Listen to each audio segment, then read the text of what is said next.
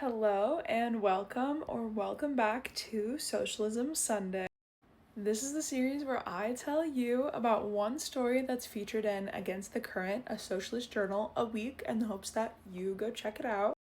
Because this is the first video I've made about the 243rd edition of Against the Current, we are of course going to start with the letter from the editor, which this time is titled as a question. And that question is, towards liberation or ruin? This question is posed as we celebrate our country's 250th birthday.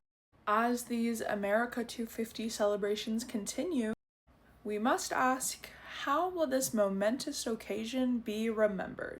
Though the editors don't fully answer this for us, they point out how imperial wars abroad and the wars on the people at home are an important key in discussions about the United States and its complex legacy. And equally central to these conversations is the extreme racism that's essential to the rise of authoritarian and fascist politics. We commonly see this at play with ICE violence, quite recently with the deaths of Lorenzo and Johan. Despite the urgency that these points deserve, the US population has a few barriers to understanding, and therefore some barriers to taking action. But don't worry, the editors have a few suggestions for us on that front.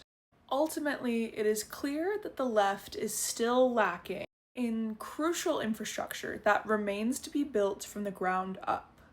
What needs to be built begins with the understanding that Donald Trump is the symptom, not the underlying disease, of a violently unequal, racist, capitalist society.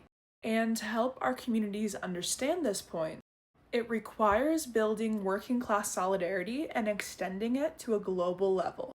This means we need to be open to including places where people voted for Trump in our movement, or at least not alienating them from it further.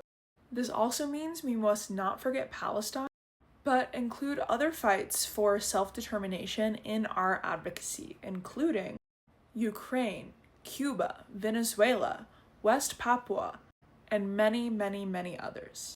You should mention some of the others in the comments below. Overall, in short, the editors are encouraging us to build a force that can point toward liberation, rather than United States and global capital's road to ruin. I know we all hate capitalism, but remember that liberation is the goal, and keep your eye on the prize.